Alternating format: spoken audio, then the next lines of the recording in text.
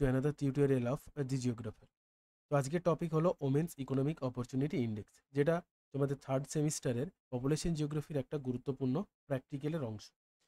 তো এই ভিডিওতে আমরা এর থিওরিটিক্যাল এবং প্র্যাকটিক্যাল উভয় বিষয়টা নিয়েই আলোচনা করব, এবং আশা করি তোমাদের যা যা যাবতীয় সমস্যা রয়েছে এবং প্রশ্ন রয়েছে তার সমাধান তোমরা এই ভিডিওতে পেয়ে যাবে ওমেন্স ইকোনমিক অপরচুনিটি ইন্ডেক্স সম্বন্ধে। তো চলো কথা না বাড়িয়ে সরাসরি আমরা চলে যাই এর বেসিক কনসেপ্ট। দেখো, ওমেন্স ইকোনমিক অপরচুনিটি ইন্ডেক্স বা এই ধারণাটা মূলত ইকোনমিক্স ইন্টেলিজেন্ট ইউনিট বা ইউআই 1946 সালে প্রতিষ্ঠিত হওয়ার পর তারা এটাকে 2010 সালে এই ওমেন্স ইকোনমিক অপরচুনিটি ইন্ডেক্স বিষয়টা নিয়ে আলোচনা করে। তো মূলত এখানে কি করা হয়, এটাতে যেটা করা হয় যে কোনো একটা দেশ বা কোনো একটা অঞ্চলের মহিলাদের বিভিন্ন ক্ষেত্রে, সেটা জবের ক্ষেত্রে হোক অথবা বিজনেসের ক্ষেত্রে অথবা এডুকেশন ক্ষেত্রে, তাদের পার্টিসিপেশন কত, অর্থাৎ তাদের অংশগ্রহণ তারা কতটা করে, সেই বিষয় নিয়েই কিন্তু এই ওমেন্স ইকোনমিক অপরচুনিটি ইন্ডেক্সটাকে ক্যালকুলেট করা হয়। এবং কার সঙ্গে কম্পেয়ার টু মেন, অর্থাৎ পুরুষের সঙ্গে মহিলারা কতটা সুযোগ সুবিধা পায়, এটাই হলো ওমেন্স ইকোনমিক অপরচুনিটি ইন্ডেক্স ক্যালকুলেশনের মূল উদ্দেশ্য। এখন আমরা দেখব যে এটা কীভাবে ক্যালকুলেট করে, এর কতগুলো বিষয় রয়েছে। এখানে আমরা যদি দেখি এর কি কম্পোনেন্টসের মধ্যে 29টা কি কম্পোনেন্টস আছে, যেগুলোকে আবার 5টা ক্যাটাগরিতে ভাগ করা হয়েছে। অর্থাৎ টোটাল 29 ইন্ডিকেটরস আছে, সেগুলো একসঙ্গে তো ক্যালকুলেশন করা সম্ভব নয়, ফলে সেগুলোকে আমরা 5টা ব্রড ক্যাটাগরিতে ভাগ করে নিয়েছি। কি কি? 1 নম্বর হচ্ছে লেবার পলিসি অ্যান্ড প্র্যাকটিস, 2 নম্বর হচ্ছে অ্যাক্সেস টু ফাইন্যান্স, 3 নম্বর হচ্ছে এডুকেশন অ্যান্ড ট্রেনিং, ওমেন্স, 4 নম্বরে women's legal and social status, এবং 5 নম্বরে হচ্ছে জেনারেল বিজনেস এনভায়রনমেন্ট। এই যে 5টা ইন্ডিকেটরস রয়েছে, এই 5টা ইন্ডিকেটরসকে দেখো প্রত্যেকটার পাশে পার্সেন্টেজ দিয়ে 25, 15, 20, 20 অ্যান্ড 20 দেওয়া আছে। এটা কেন দেওয়া আছে সেটা আমরা পরে আসছি। কিন্তু এগুলোর মধ্যে কি, ধরো প্রথম যেটা আছে লেবার পলিসি অ্যান্ড প্র্যাকটিস, এর মধ্যে কি করা হয়, এর মধ্যে যেগুলো আরও অর্থাৎ যদি টোটাল 29 হয়, তাহলে 5টা যদি মেজর ইন্ডিকেটরস হয়, তাহলে ইকুয়ালি ডিভাইড যদি করি, অলমোস্ট 6টা করে এই প্রত্যেকটা ব্রড হেডিংয়ের আন্ডারে 6টা করে পয়েন্ট আছে। সেই 6টা করে পয়েন্ট কি কি থাকবে, সেগুলো হচ্ছে ল অ্যান্ড রেগুলেশন, অর্থাৎ মহিলাদের জন্য কোনো একটা দেশ বা কোনো একটা অঞ্চল কি কি রুলস রেগুলেশন করেছে, কি কি তাদের ল আছে, সেগুলো দেখা হয়। তাদের প্রাইভেট সেক্টরে ম্যাটারনিটি লিভ কেমন আছে, প্যাটার্নিটি লিভ কেমন আছে, protection against women work place ইত্যাদি, এই যে বিষয়গুলো এই সংক্রান্ত কি কি রুলস বা নিয়মাবলী আছে সেগুলো দেখা হয়। যেমন আমাদের দেশে বিভিন্ন ধরনের লগুলো আছে, সেই ধরনের লগুলোকে দেখা হয় যে ওমেন্সদের প্রোটেক্ট করার জন্য কতগুলো ল কোনো একটা দেশ বা কোনো একটা অঞ্চলের আছে, তার বেসিসে তাকে 25% গ্রেস মার্ক দেওয়া হয়। মানে 25%, 20% এগুলো কি, এগুলো হচ্ছে কি, যদি আমরা এই 5টা ইন্ডিকেটরসের ভ্যালুকে 100% ধরে নিই, কত পার্সেন্ট, 100% যদি ধরে নিই, তাহলে এই প্রত্যেকটাকে যে পার্সেন্টেজ দেওয়া হবে, অর্থাৎ কাকে কতটা গুরুত্ব দেওয়া হবে। লেবার পলিসি অ্যান্ড প্র্যাকটিসকে 25% ইম্পর্টেন্স দেওয়া হবে, অ্যাক্সেস টু ফাইন্যান্সকে 20%, এডুকেশন অ্যান্ড ট্রেনিংকে 15%, এবং প্রত্যেকটার পার্সেন্টেজ অনুযায়ী সেভাবে দেওয়া আছে। অর্থাৎ এদেরকে এতটা গুরুত্ব দেওয়া হবে এবং 100-র মধ্যে এরা এই 25%-এর মধ্যে কত পাচ্ছে। এবার এদের প্রত্যেকটা যে সাব পয়েন্ট আছে সেগুলোকে কিন্তু আবার 100% ধরা হচ্ছে। অর্থাৎ এই 25% যখন শুধুমাত্র লেবার পলিসি অ্যান্ড প্র্যাকটিসকে কনসিডার করেছে, তখন এর সাব পয়েন্টগুলোকে মিলে এ হয়েছে 100%। অর্থাৎ 100% রিপ্রেজেন্ট করছে এখানে 25%। সুতরাং এই প্রত্যেকটা পয়েন্ট এভাবেই এক্সপ্লেন করা আছে। অ্যাক্সেস টু ফাইন্যান্স এখানে কি না, এখানে মহিলারা কতটা তাদের ব্যাঙ্ক অ্যাকাউন্ট আছে, কতটা তারা ক্রেডিট পাচ্ছে, ব্যাঙ্ক থেকে কতটা লোন পাচ্ছে, কত ইন্টারেস্ট, এই সমস্ত বিষয়গুলো তাদের এখানে কনসিডার করা হয় access to finance. Education and training, অর্থাৎ কোন একটা দেশ বা অঞ্চলের মহিলাদের কতটা এডুকেশন পারপাসে কী কী দেওয়া হচ্ছে, তাদের কতটা ছাড় দেওয়া হচ্ছে, কতদূর পর্যন্ত তারা এডুকেশন লিটারেসি রেটটা কেমন। যেমন আমাদের যদি আমরা দেখি পশ্চিমবঙ্গের ক্ষেত্রে আমরা কন্যাশ্রী প্রোভাইড করছি, সেটা তারপর সবুজ সাথীতে সাইকেল দেওয়া হচ্ছে, এই সমস্ত বিষয়গুলো হচ্ছে কি এই এডুকেশন এবং ট্রেনিং পারপাসে তাদের ধরা হয়। এবং ট্রেনিংয়ে যেটা হচ্ছে, ট্রেনিংয়ের ক্ষেত্রে আরেকটা জিনিস এখানে ইম্পর্টেন্ট, সেটা হচ্ছে ভোকেশনাল ট্রেনিং বা আইটিআই ট্রেনিং, কতজন মহিলারা বা মেয়েরা কতগুলো নিচ্ছে সেগুলোকে কনসিডার করে, সেইগুলোকে কনসিডার করে এখানে 15%-এর মধ্যে একটা গ্রেস মার্ক দেওয়া হয়। এইভাবে women's legal and social status কী আছে, তারা লিগাল প্রোটেকশন কতটা পায়, marriage, divorce and property rights কতটা আছে, ইত্যাদি বিষয়গুলোকে কনসিডার করা হয়। আর জেনারেল বিজনেসে যেটা করা হয় সেটা হচ্ছে যে মেয়েরা কতজন বা কত পার্সেন্ট মহিলা এক একটা নিজেদের বিজনেস করতে পারছে। নিজেদের দোকান আছে বা নিজেদের কোনো নিজস্ব কোনো সেলফ হেল্প গ্রুপ আছে বা নিজস্ব কোনো বিজনেস আছে, সেই সমস্ত বিষয়গুলোকে দেখা হয় যে কোনো একটা দেশ বা অঞ্চলে কত পার্সেন্ট মহিলা নিজস্ব বিজনেস বা নিজস্ব দোকানপাট ইত্যাদি করেছে, তার ভিত্তিতে তাকে 20% গ্রেস মার্ক দেওয়া হয়। এবার এই গ্রেস মার্কগুলো কি, সেগুলো কিন্তু আমাদের একটু পরে যখন আমরা ক্যালকুলেশন করব তখন আমরা দেখবো এই গ্রেস মার্কগুলোর ইম্পর্টেন্স আছে। ফলে এইটা তোমাদের এই প্রত্যেকটা যে গ্রেস মার্ক দেওয়া আছে এই 25, 20, সেগুলো কিন্তু ভালো করে মনে রাখতে হবে যে কোন ক্ষেত্রে কত পার্সেন্ট গ্রেস মার্ক দেওয়া হচ্ছে। নেক্সট চলে এসো আমরা এবার এর হিস্টোরিক্যাল একটু ব্যাকগ্রাউন্ড যদি দেখে নিই যে এটা কিভাবে এলো। এই ওমেন ইকোনমিক অপরচুনিটি ইন্ডেক্সটা 2010 সালে প্রথম ইন্ট্রোডিউস করা হয়, আগেই বললাম। তারপর এটা 2012 সালে এটাকে মডিফাই করা হয়, মডিফাই করে নতুন করে দেখা হয়, কিছু ভুল ত্রুটি ছিল সেখান থেকে মডিফাই করা হয়েছে। নরওয়ে এবং সুইডেন আমরা যদি দেখি যে র্যাঙ্কিং ওয়াইজ নরওয়ে এবং সুইডেন হচ্ছে সব থেকে বেশি র্যাঙ্ক করে ওমেন অপরচুনিটি ইন্ডেক্সে। তাদের স্কোরের মার্ক কত 90.4 এবং 88.3। একই রকমভাবে আফ্রিকার যে দুটো দেশ চাঁদ এবং সুদান, তারা হচ্ছে সব থেকে নিচে অবস্থান করে।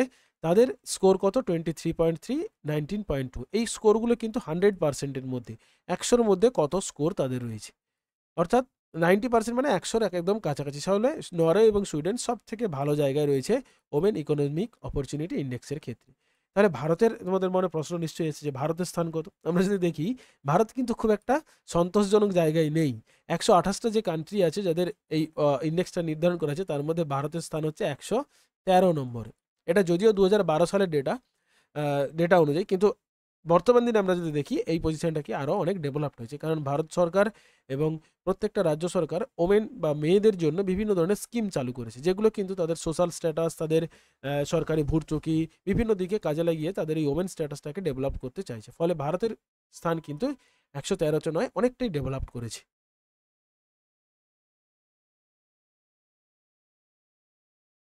তোমরা আমাকে কমেন্ট করে জানাও যে বর্তমানে ওমেন ইকোনমিক অপরচুনিটি ইন্ডেক্সে ভারতের স্থান কত নম্বরে রয়েছে। এবার চলে আসি আমরা ক্যালকুলেশনটা কিভাবে করব, স্টেপ বাই স্টেপ ক্যালকুলেশন কিভাবে প্রসেস করব সেটাতে চলে আসি। তাহলে এই গেল একটা ব্রিফ ইন্ট্রোডাকশন। এবং এর আরেকটা জিনিস যেটা গুরুত্বপূর্ণ সেটা হচ্ছে আমাদের এখানে এর ইম্পর্টেন্সটা কি সেটা দেখতে হবে, অর্থাৎ ওমেন ইকোনমিক অপরচুনিটি ইন্ডেক্সের গুরুত্বটা কি রয়েছে। দেখো, এক নম্বরে যদি দেখি পলিসি ডেভেলপমেন্ট, অর্থাৎ কোনো সরকার বা কোনো সংস্থা কিভাবে মেয়েদের বিভিন্ন লিগাল ইনস্টিটিউশনাল ব্যারিয়ারগুলোকে ওভারকাম করে তাদের ডেভেলপমেন্ট, অর্থাৎ অর্থনৈতিক এবং সামাজিক সর্বক্ষেত্রে তাদের পার্টিসিপেশনটাকে এনশিওর করবে, তার জন্য বিভিন্ন ধরনের পলিসি ডেভেলপমেন্ট করতে কাজে লাগবে। অর্থাৎ যে দেশগুলোতে ইকোনমিক ওমেন স্ট্যাটাস অনেকটা পিছিয়ে, যেমন চাঁদ এবং সুদানের কথা বললাম, তাদের কিভাবে ডেভেলপমেন্ট করব সেই পলিসিগুলো নির্ধারণ করতে পারবো।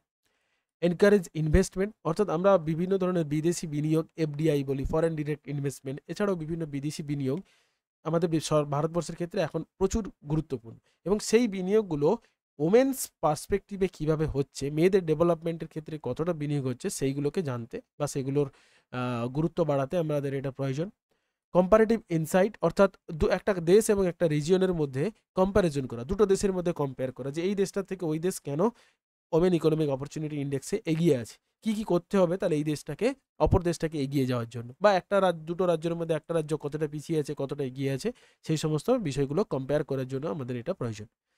প্রমোট অ্যাকাউন্টেবিলিটি, অর্থাৎ বিভিন্ন যে সংস্থাগুলো আছে সেই সংস্থা বা সরকারি যে সমস্ত সংস্থা আছে সেই সংস্থাগুলোতে যাতে করে জেন্ডার ইকুইটিটাকে মেনটেন করা যায়, এবং জেন্ডার ইকুইটি এটাকে মেনটেন করে, সেটাকে আমাদের এনশিওর করার জন্য আমাদের এটার ইন্ডেক্সটা প্রয়োজন হয়। একটা হচ্ছে support SDG. SDG full form হচ্ছে সাস্টেনেবল ডেভেলপমেন্ট গোলস, অর্থাৎ এসডিজি 8 এবং এসডিজি 5 অনুসারে, যেখানে মেয়েদের বিভিন্ন সুরক্ষা এবং তাদের অর্থনৈতিক উন্নতি, শিক্ষা, সমস্ত বিষয়গুলো আলোচনা করা আছে, সেই উদ্দেশ্যগুলোকে সফল করার জন্য আমাদের এই ওমেন ইকোনমিক অপরচুনিটি ইন্ডেক্সের ক্যালকুলেশন করার প্রয়োজন আছে বা জানার প্রয়োজন আছে কোন একটা দেশ বা কোন একটা অঞ্চল কোন পর্যায়ে রয়েছে। তাহলে এই গেল আমাদের ইকোনমিক অপরচুনিটি ইন্ডেক্স, যেগুলো মহিলাদের জন্য বিশেষভাবে প্রয়োগ করা প্রয়োজন, যেটা থিওরিটিক্যাল পার্ট। এবার চলেছি আমরা পরীক্ষায় একটা কোশ্চেন থাকলে কিভাবে তার সলভ করব এবং কীরকমভাবে কোশ্চেনটা থাকে, অর্থাৎ মূল পার্ট যেটা হচ্ছে মেথোডোলজি। দেখো, কোশ্চেন এখানে আমি একটা কোশ্চেন নিয়ে নিয়েছি, এটা কিন্তু আরবিটারি একটা কোশ্চেন, যেটার উপর ভিত্তি করে আমি জাস্ট ক্যালকুলেশনটা করার জন্য এটা নিয়েছি। সেখানে কি বলেছে দেখো, on the basis of the following data table make a comparison of which country have the best position in women economic opportunity index and interpret it. এবং এটাকে ইন্টারপ্রেট করতে বলেছে। অর্থাৎ নিচে যে এই টেবিলটা দেওয়া আছে এর উপর ভিত্তি করে country A B C D E এই 5টা দেশের মধ্যে কোনটা সব থেকে ভালো পজিশনে আছে। এখানে দেখো তোমাদের কোশ্চেনটা কান্ট্রির নাম, এখানে এবিসিডি না দিয়ে কোনো রাজ্যের নাম দিতে পারে, কোনো দেশের নাম দিতে পারে, সেটা নিয়ে কোনো সমস্যা নেই। সমস্যাটা হচ্ছে এইখানে এই যে 5টা, labour force participation, wage equality, education access, legal right এবং বিজনেস অপরচুনিটি, এই 5টা কোথায় পেলে? এই 5টা হচ্ছে আমরা একটু আগে যেটা দেখলাম, এই যে 5টা মেজর ইন্ডিকেটরস, এই 5টা মেজর ইন্ডিকেটরসের তোমাকে এখানে ভ্যালুগুলো দিয়েছে। কি ভ্যালু দিয়েছে? এখানে দেখো তোমাকে এটা কিন্তু ডেটাটা পার্সেন্টেজে আছে, প্রত্যেকটাই পার্সেন্টেজে আছে। তাহলে এখানে পার্সেন্টেজ যদি তোমাদের কোশ্চেনে দেওয়া থাকে তাহলে কিন্তু তোমার খাটনি কমে গেল। কিন্তু যদি পার্সেন্টেজে দেওয়া না থাকে, অর্থাৎ এই সিম্বলটা যদি না থাকে এবং ডেটাটা যদি এখানে পয়েন্ট না থেকে কন্টিনিউয়াস ডেটা হতো, অর্থাৎ অনেক বড় ডেটা হতো, তাহলে তোমাকে বুঝে নিতে হবে যে এই ডেটাটা পার্সেন্টেজে নেই, এটাকে আমাকে ফার্স্ট পার্সেন্টেজে কনভার্ট করতে হবে। তাহলে এই ভ্যালুগুলো যদি তোমাদের পার্সেন্টেজে না দিয়ে যদি টোটাল ভ্যালু দেওয়া থাকে, তাহলে তোমরা কিভাবে তার পার্সেন্টেজটা ক্যালকুলেশন করবে? তার জন্য আমরা এই ফর্মুলা জানি যে পার্সেন্টেজ ক্যালকুলেশনের ফর্মুলা হলো individual into 100 divided by total. এটা হচ্ছে পার্সেন্টেজ ক্যালকুলেশনের ফর্মুলা। অর্থাৎ ইন্ডিভিজুয়াল বলতে কোনটা? ইন্ডিভিজুয়াল বলতে এখানে এই যে 58.49 হচ্ছে এটা, ইন্টু 100 ডিভাইডেড বাই এই 5টা যোগ করে যেটা পাবো সেটা টোটাল। সেইটা দিয়ে যদি আমরা ক্যালকুলেশন করি তাহলে আমরা পেয়ে যাব এর পার্সেন্টেজ ভ্যালু। কিন্তু এখানে তোমাদের কোশ্চেনে পার্সেন্টেজে দেওয়া আছে, আশা করি তোমাদের পরীক্ষায় যখন দেবে তখন এটা পার্সেন্টেজই দেওয়া থাকবে। তাহলে তোমাদের আর কোনো কিছু করার দরকার নেই, সরাসরি এখান থেকে দেখে নেবে প্রত্যেকটা ভ্যালু, এই যে প্রত্যেকটার নাম কোনটা কিভাবে দেওয়া আছে। অনেক সময় এটা সিকোয়েন্সিয়ালি দেওয়া না থাকতে পারে, সেটা যেন থাকে, যেটা 1 নম্বর 2 নম্বর 3 নম্বর 4 নম্বর 5 নম্বর, এটা হচ্ছে সাধারণ এই বিজনেস অপরচুনিটিটা আগে দেওয়া আছে, অথবা এখানে অন্য কোনো নাম দেওয়া আছে। সেটা কিন্তু খেয়াল রাখবে যে এই ভ্যালুগুলোর, কারণ এখানে তোমাদের ওই যে আগে দেখালাম পার্সেন্টেজ যেটা আছে 25%, 15%, 20%, 15%, 20%, এই ভ্যালু এই যে ইন্ডিকেটার্সগুলো, এটা কিন্তু গুরুত্বপূর্ণ, কারণ ক্যালকুলেশনে কাজে লাগে। তাহলে দেখো কোশ্চেন এভাবে 5টা দেশ বা 5টা অঞ্চলে দিয়ে একটা টেবিল দিয়ে দিবে, সেখান থেকে আমরা ধীরে ধীরে ক্যালকুলেশনে যাব। তাহলে ক্যালকুলেশন মেথডে আসার আগে এখানে আমি আরেকবার তোমাদের ওই পার্সেন্টেজগুলো দিয়ে দিয়েছি যাতে করে বোঝার সুবিধা হয়। দেখো labour force 25, wage equality 20%, education access 20, legal rights 20, business opportunity 20%। এবার এই 20%কে এদের প্রত্যেকটা যদি আমরা সমান করি তাহলে দেখবে এটা কত আছে? 100% আছে, 100 আছে। এটা দেখো 25, 20, 20, 3 20 60 আর 25 15 40, অর্থাৎ 100% আছে। অর্থাৎ এর 100%-এর মধ্যে 25%। এবার এই অনেক সময় আমরা এই 100%কে 0 to 100-কে অনেক সময় আমরা কি করি? ধরো 0 to 100, এটাকে আমরা এটা না লিখে অনেক সময় কি করি? 0 to 1, অর্থাৎ দুটোই আমরা ক্যালকুলেট করতে, এটা পার্সেন্টেজে আছে আর এটা পয়েন্ট ভ্যালুতে আছে। অর্থাৎ 0 to 100 হলে কি 0, 10, 20, 30, 40 এরকম করে যায়। আর 0 to 1 যখন থাকবে তখন সেটা কীরকম যাবে? 0.1, 0.2, 0.3 এইভাবে যাবে। তো সেই জন্য তোমরা একটু এটা মাথায় রাখবে যে এটা এইভাবে ক্যালকুলেশন করা হয়। অনেক সময় 0.1ও থাকতে পারে, 0 থেকে 100ও থাকতে পারে। অর্থাৎ আমরা যখন ভ্যালুটাকে নর্মালাইজ করব তখন দেখব এই 100% থেকে 0.1-এর স্কেলে চলে আসবে, এই যে নর্মালাইজ টু 0 to 1 স্কেল। সেটা কি? সেটা কিছুই নয়, ক্যালকুলেশনের স্টেপের মধ্যেই একটা পড়বে, সেটা দেখলে বুঝতে পারবে। এবার দেখো কি বলেছে, each factor has been specific weight in the final women's economic বা ইউআই ক্যালকুলেশন। এখানে কি এই যে 0 to 1 স্কেল, অর্থাৎ যেটা 25% ছিল সেটাকে আমরা কি করেছি? 0.25, অর্থাৎ একে আমরা যদি 100 দিয়ে ডিভাইড করে দিই তাহলে বেরিয়ে যাব 0.25। এই ভ্যালুটাকেও মনে রাখতে হবে, 25% 0.25, একটা মনে রাখলেই হবে। 20% 0.2, 20% 0.2, 15% 0.15। অর্থাৎ ওয়েটেজ যেটা আমরা দেবো এটা কি না, এই পার্সেন্টেজের উপরে আমরা যে ওয়েটেজগুলো দেখছি সেইটা হচ্ছে কত? 0.25, 0.20, 0.20, এগুলো হচ্ছে সব ওয়েটেজ দেওয়া। অর্থাৎ কেন ওয়েটেজ দিচ্ছি এবং কেন একটা এই ওয়েটেজ দেওয়ার অর্থ হচ্ছে এটাকে একটা নর্মাল স্কেলে নিয়ে আসে। কারণ এই যে ধরো লেবার ফোর্স পার্টিসিপেশন আর ওয়েজ ইকুয়ালিটি, এই দুটোর ক্ষেত্রে দুটোর ডাইমেনশন আলাদা, দুটোর ডেটা আলাদা, দুটোর ক্যালকুলেশন প্রসেস আলাদা, ফলে এইগুলো সবগুলো আলাদা আলাদা হয়। এর আগে আমরা ডেটা নর্মালাইজেশন পড়েছি, যেখানে জেড স্কোর বা টি স্কোর ক্যালকুলেশন করে, সেই জেড স্কোরের মাধ্যমে এটাকে আমরা নর্মালাইজ করে নিই। এখানে তোমাদের নর্মালাইজ করার রুলস হচ্ছে 100% থাকলে তাকে 100 দিয়ে ভাগ করে দেবে সরাসরি। তাহলে এবার মূল ক্যালকুলেশনে চলে আসি। এই টেবিলটাও মনে রাখবে, এটাও গুরুত্বপূর্ণ একটা টেবিল। স্টেপ 1 ক্যালকুলেশন আমরা কি করব, calculation for normalisation of indicators, অর্থাৎ যতগুলো ইন্ডিকেটরস আমার দেওয়া আছে এখানে 5টা ইন্ডিকেটরস, এই 5টা ইন্ডিকেটরসকে আমাকে একটা নর্মালাইজ স্কেলে নিয়ে আসতে হবে। তার জন্য ফর্মুলা কি, তার জন্য ফর্মুলা হচ্ছে এই যে 0 to 1 স্কেলে নিয়ে আসতে হবে, ডিভাইডেড বাই 100, অর্থাৎ 100 দিয়ে ভাগ করতে হবে। তাহলে কীভাবে আমরা ফর্মুলাটাতে আসছি দেখো কি, ইন্ডিভিজুয়াল ভ্যালু অর্থাৎ যে ভ্যালুটা তোমাকে দিয়েছে কোশ্চেনে সেটা ডিভাইডেড বাই ইন পার্সেন্টেজ, এখানে ওই জন্য বলা আছে ইন পার্সেন্টেজ, যদি পার্সেন্টেজে না থাকে তাহলে পার্সেন্টেজে করতে হবে, ডিভাইডেড বাই 100।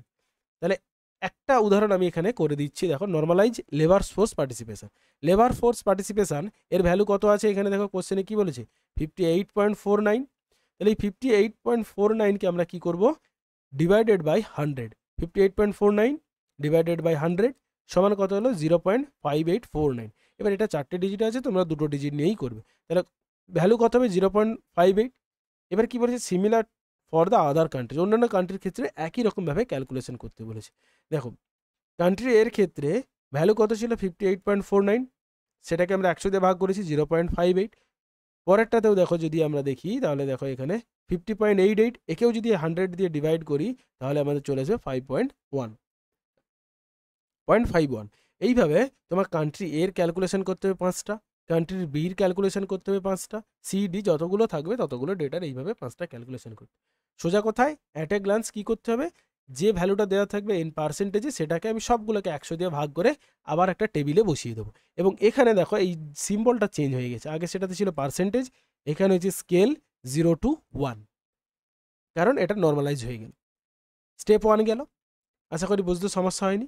স্টেপ 2তে দেখো কি বলেছে, স্টেপ 2তে বলেছে calculation the weighted sum for UI WUI, অর্থাৎ এবার এদের সামটা বা যোগফলটা নির্ণয় করতে হবে এবং এই যোগফল নির্ণয়ের মাধ্যমেই আমাদের ইন্ডেক্সটা পেয়ে যাব। এর ফর্মুলা কি, labour force into 0.25, wage equality into 0.25 plus education access into 0.20, legal rights into 0.51 plus business opportunity into 0.20। কঠিন মনে হচ্ছে কিন্তু একদমই সোজা। দেখো লেবার ফোর্স এর আমরা এই স্কেলে যে পেয়েছিলাম এই যে টেবিলে দেখো কত ছিল 0.25, তাহলে লেবার ফোর্সের যেটা নর্মালাইজ স্কোর বেরোলো তার সঙ্গে আমি কি করব 0.25 গিয়ে মাল্টিপ্লাই করে দেবো, অর্থাৎ লেবার কান্ট্রি এর ক্ষেত্রে এর ভ্যালু কত বেরিয়েছে 0.58, এটা ইন্টু কত হবে 0.25। কেন করলাম 0.25, কারণ এর ওয়েটেজের ভ্যালু হচ্ছে কত 0.25, সেই জন্য একে আমরা কি করলাম 0.25 দিয়ে মাল্টিপ্লাই করলাম। এবার ওয়েজ ইকুয়ালিটির ক্ষেত্রে আমরা দেখো ওয়েজ ইকুয়ালিটি অর্থাৎ পরেরটা এর ভ্যালু কত 20%, তাহলে 20%-এর সঙ্গে কি 0.51 ইন্টু এখানে 20% সমান কত আছে 0.20, সেই জন্য এটাকে আমরা কি করলাম এর সঙ্গে মাল্টিপ্লাই করে দিলাম, ওয়েজ ইকুয়ালিটি ইন্টু 0.20। এইভাবে প্রত্যেকটা ভ্যালুর সঙ্গে মাল্টিপ্লাই করে তার সামটা বা যোগফলটা এখানে ক্যালকুলেশন করতে হবে। একটা উদাহরণ দেখে নাও কি বলেছে, ইওআই ফর এ কান্ট্রি এ, তাহলে এর ভ্যালু কত ছিল 0.58, তার সঙ্গে 0.25 গুণ করলাম। পরেরটার অর্থাৎ ওয়েজ ইকুয়ালিটি ছিল 0.51, তার সঙ্গে 0.20 মাল্টিপ্লাই করা হলো। পরেরটা এডুকেশন অ্যাক্সেস 0.94 ইন্টু 0.20, কারণ আমরা কি জানি 25, 20, 20, 15 অ্যান্ড 20 এই রুলস আছে। তাহলে এই 0.49 ইন্টু 0.20, এইভাবে প্রত্যেকটা ভ্যালুকে অর্থাৎ এখানে যে ভ্যালুগুলো আমরা পেয়েছি প্রত্যেকটাকে তাদের যে ওয়েটেজ দেওয়া আছে সেইটাকে মাল্টিপ্লাই করতে হবে, প্রত্যেকটার সঙ্গে ওয়েটেজ এর সঙ্গে 0.25, এটার সঙ্গে গুণ হবে 0.20, এটার সঙ্গে গুণ হবে 0.15, আর এর সঙ্গে 0.20, একই রকমভাবে শেষেরটার সঙ্গেও 0.20 মাল্টিপ্লাই করে, অর্থাৎ এই প্রত্যেকটা ভ্যালুর সঙ্গে 0.20, 0.51 যে স্কেলটা ছিল সেটাকে মাল্টিপ্লাই করতে হবে। একই রকম কান্ট্রি এর ক্ষেত্রেও হবে,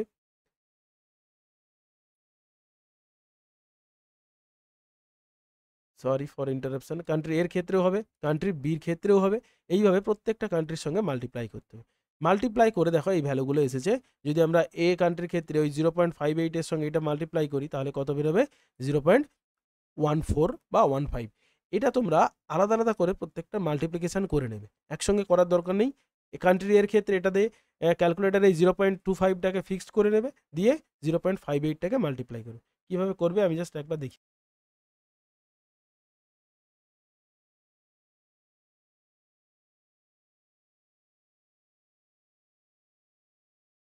দেখো কি করবে, তোমরা ক্যালকুলেটারে টাইপ করবে, প্রথমেই টাইপ করে নেবে 0.20, 20 টাইপ করার পর একে মাল্টিপ্লাই করবে 0.58 দিয়ে ইন্টু 0.58, এইভাবে মাল্টিপ্লাই করবে। আর যখনই ওটা হয়ে গেল তাহলে এটাকে ব্যাক করে দিয়ে পরেরটা মাল্টিপ্লাই করবে, এইভাবে মাল্টিপ্লাই করে করে যাবে 0.51, তাহলে তোমাদের খাটনিও কম হবে এবং কাজটা খুব সহজ হবে। ফলে প্রথমে লেবার ফোর্সের কলামটা ফিল আপ করবে, তারপর ওয়েজ ইকুয়ালিটির কলাম ফিল আপ করবে, তারপর এডুকেশান, একই রকমভাবে সবগুলো ফিল আপ করে নেবে। ফিল আপ করে নেওয়ার পরের যে স্টেপটা আছে, এখানে যেমন ফর্মুলাটা আছে সবগুলোকে এই যে 1 2 3 4 5 এই সবগুলোকে যোগ করে দেবে। যোগ করলে এই ভ্যালুটা আসবে 0.72। এগুলোকে যদি আমরা যোগ করি তাহলে দেখবো যে এই রেজাল্টটাই আসবে, তোমরা যোগ করে দেখবে এই রেজাল্টটাই আসবে। অর্থাৎ প্রত্যেকটা বের করার পর এর ক্ষেত্রে ওমেন ইকোনমিক অপরচুনিটি ইন্ডেক্স এটা এলো, বির ক্ষেত্রেও একই রকম যোগ করলে এটা, সির ক্ষেত্রেও যোগ করলে এটা, ডি ডি ই প্রত্যেকটা যোগ করলে এভাবে পেয়ে যাবে। পেয়ে যাওয়ার পর এবার আমাদের তাহলে রেজাল্টটা পেয়ে গেলাম। এবার এখান থেকে দেখতে হবে তাহলে কোন দেশের রেজাল্ট সব থেকে ভালো।